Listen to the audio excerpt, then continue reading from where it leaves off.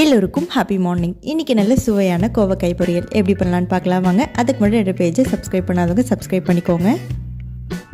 ஒரு கடாயில் தனியா, கடலைப்பருப்பு, உளுந்து இது எல்லாமே ½ டீஸ்பூன் ஆட் பண்ணிக்கோங்க. கொஞ்சமாக வெந்தயம் ஆட் பண்ணிக்கோங்க. உங்கள் காரத்துக்கு ஏற்ற மாதிரி வரமிளகாய் ஆட் பண்ணி எல்லாமே நல்லா ரோஸ்ட் பண்ணி எடுத்துக்கோங்க. கூடவே ½ டீஸ்பூன் உளுந்தும் 2 டேபிள் ஸ்பூன் அளவுக்கு வேர்க்கடலையும் ஆட் பண்ணிக்கோங்க. கடைசியாக ஜீரகம் ஆட் பண்ணி நல்லா ரோஸ்ட் பண்ணி எடுத்து வச்சுக்கோங்க. இது எல்லாமே நல்லா ஆறுனதும் ஒரு மிக்ஸி ஜாரில் நல்லா அரைச்சி எடுத்துக்கோங்க. இப்போ அதே கடாயில் தேவையான அளவுக்கு எண்ணெய், கடுகு, கருவேப்பிலை ஆட் பண்ணிக்கோங்க. நான் கோவக்காயை இதை மாதிரி நீட்டாக கட் பண்ணி வச்சுருக்கேன். இதை மாதிரி கட் பண்ணி ஆட் பண்ணிக்கோங்க. கூடவே தேவையான அளவுக்கு உப்பு, மஞ்சத்தூள் ஆட் பண்ணி நல்லா ரோஸ்ட் பண்ணி எடுத்துக்கோங்க.